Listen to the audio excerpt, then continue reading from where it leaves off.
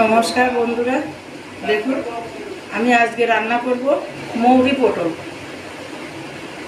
এই যে আমি এই সাইজের কাটা পটল নিয়েছি। পটলটা আমি এখন কেটে নিচ্ছি।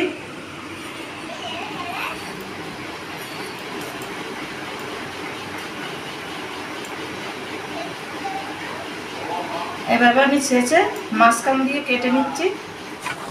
দেখুন পটলটা আমি কেটে ধুয়ে নিয়ে এসেছি। এখন পটলে আমি একটু নুন হলুদ মেখে নেব।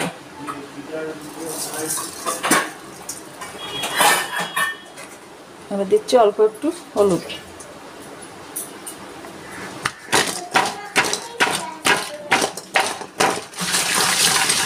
আমার কড়াই গরম হয়ে গেছে, আমি দিচ্ছি সর্ষের তেল।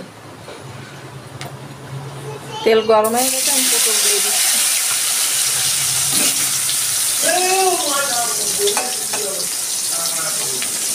আমি আঁচটা একটু কম করে দিয়ে একটু ঢাকা দিয়ে দেবো। আমি একটু ঢাকা দিয়ে দিলাম। এই পটলটা আমার ভাজা হয়ে গেছে, আমি তুলে নিচ্ছি। এইভাবেই আমি পটলগুলো ভেজে তুলে নেব।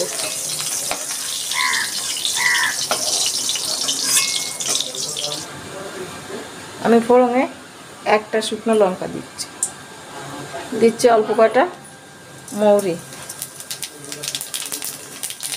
দিচ্ছি একটু আদা বাটা,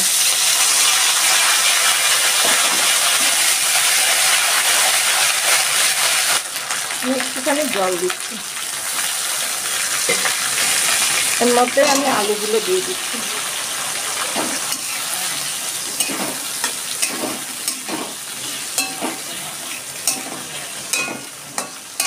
অল্প একটু হলুদ,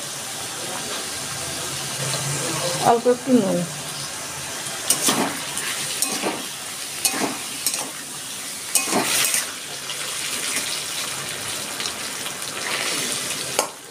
আমার আলুটা সিদ্ধ হয়ে গেছে, আমি এর মধ্যে দিয়ে দিচ্ছি এবার একটু মৌরি গুঁড়ো।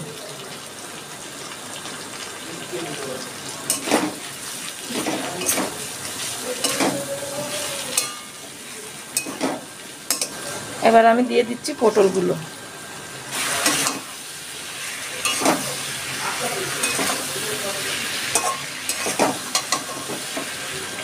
এবার দিচ্ছি আমি একটু জিরে, একটু শুকনো খোলায় বেজে গুঁড়ো করেছিল সেটাই দিয়ে দিচ্ছি। এবার দিচ্ছি আমি একটু হলুদ গুঁড়ো, দিচ্ছি স্বাদ মতো নুন।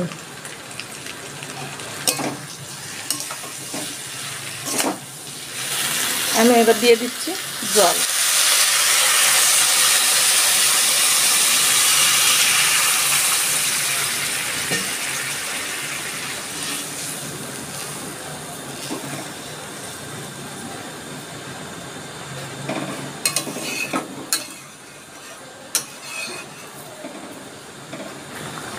আমি হালকা একটুখানি চিনি দিয়ে দিচ্ছি।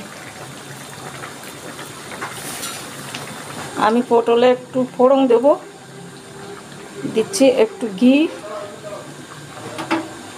ঘির মধ্যে আমি মৌরিটা দিয়ে দিচ্ছি।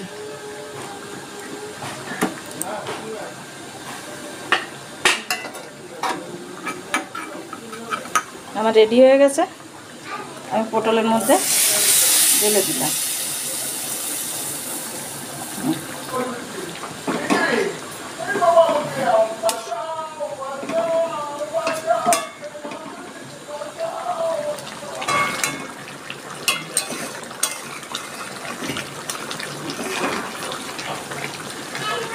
এই রান্নাটা আমার হয়ে গেছে, আমি এবার নামিয়ে নেব।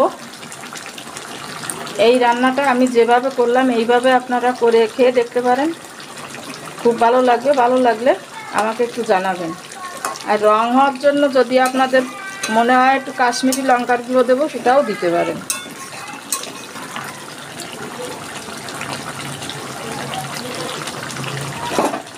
আমি গ্যাসটা অফ করে দিলাম।